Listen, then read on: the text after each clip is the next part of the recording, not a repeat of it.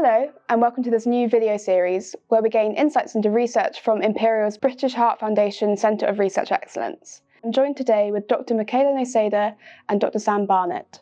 Their study, published in Nature Medicine, mapped the molecular diversity of vascular cells across the human body. Sam, can you explain your research and what you set out to discover? So we wanted to look at the differences in the cells which make up the human vascular system. Now, this is a system which spans the entire body, but essentially reaching every single cell in the body. And we have arteries, capillaries, and veins which deliver blood and oxygen and nutrients to these tissues. But more than that, the vessels can also play organ-specific functions. So we really wanted to explore the specific molecular signatures which discriminate these populations across the body.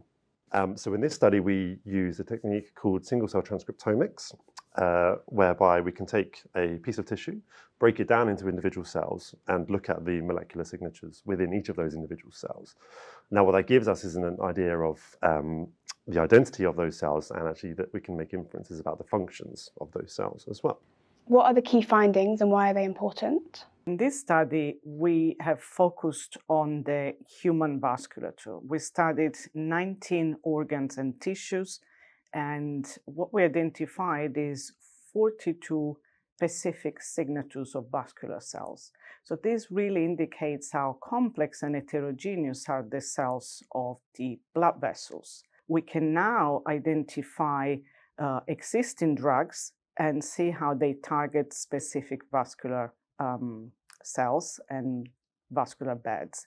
And we can design new drugs to target specific organs via their blood vessels. Another concept that is important to highlight is that blood vessels aerate, bring blood to every single cell of the body.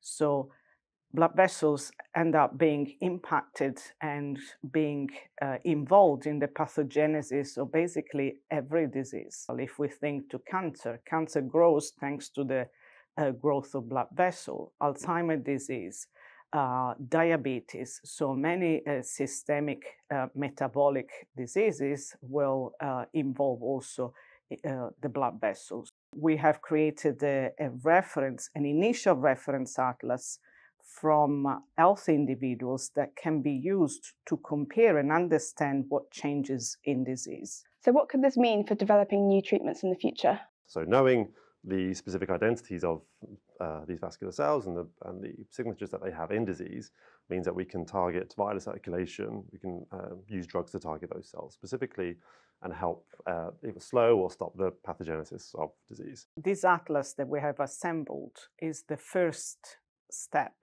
We will need a number of iterations to create a human vascular atlas that represents all the tissues and organs of the human body, as well as an atlas that is effective and informative, needs to represent all human beings. This ranges from age to gender to ancestries, as well as we need to capture what is the influence on the environment on the vascular system. So there is a lot of work ahead of us to really create this definitive and representative atlas.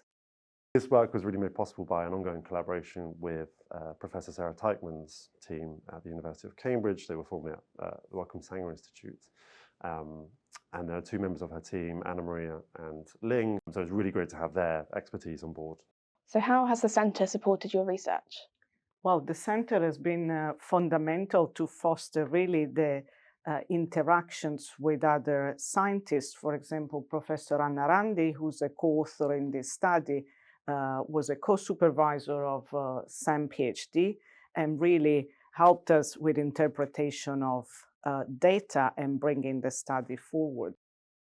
Also, the BHF CRE has provided bridging funding for Sam, allowing us again to finish up the study